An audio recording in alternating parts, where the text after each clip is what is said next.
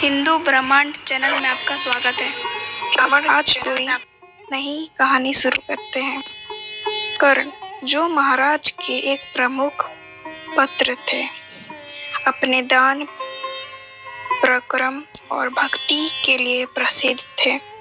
वह भगवान शिव के प्रति अपनी गहरी भक्ति के लिए भी जाना जाते थे।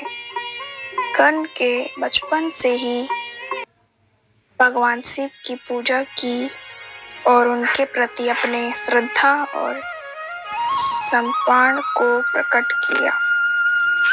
कर्ण के पास धन और ऐश्वर्य की कोई कमी नहीं थी, लेकिन उनके दिल में भगवान शिव के प्रति गहरी भक्ति थी। एक बार कर्ण के भगवान शिव की आराधना करने के लिए एक कठिन व्रत रखने का निर्णय लिया। उन्होंने गहरी तपस्या की और 24 घंटे लगातार शिवलिंग पर जल चढ़ाया। उनकी तपस्या बहुत कठिन और लंबी थी, लेकिन उन्होंने अपने उद्देश्य में कोई कमी नहीं की। भगवान शिव ने कर्ण की तपस्या और भक्ति को देखकर उनकी परीक्षा लेने का निश्चय लिया। उन्होंने एक दिन कर्ण के सामने एक राक्षस का रूप धारण किया और उसे यह चुनौती दी कि अगर वह भगवान शिव को प्रसन्न करना चाहता है तो उसे एक विशेष प्रकार के औषध और बलिदान करने होंगे।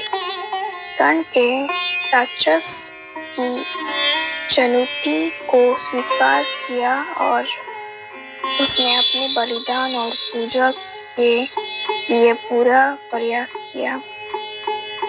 जब कर्ण ने राक्षस की सभी कठिनाइयों का सामना किया और अपनी तपस्या पूरी की तो भगवान शिव प्रकट हुए और कर्ण की भक्ति और तपस्या अत्यंत प्रसन्न हुए।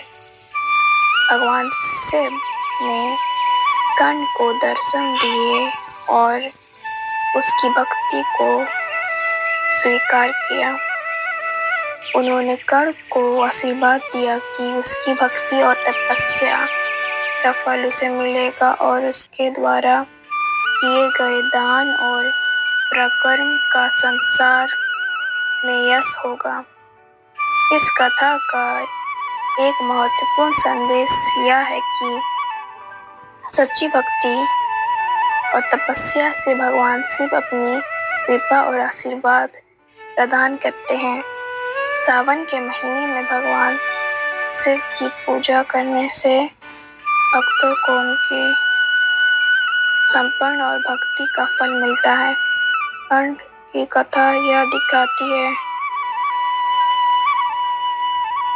कि भगवान शिव सच्चे भक्तों की कठिन तपस्या और समर्पण को स्वीकार करते हैं और उन्हें अपने आशीर्वाद से नवाजते हैं। इस महीने में की गई पूजा और तपस्या भगवान शिव की कृपा प्राप्त करने का एक महत्वपूर्ण तरीका है।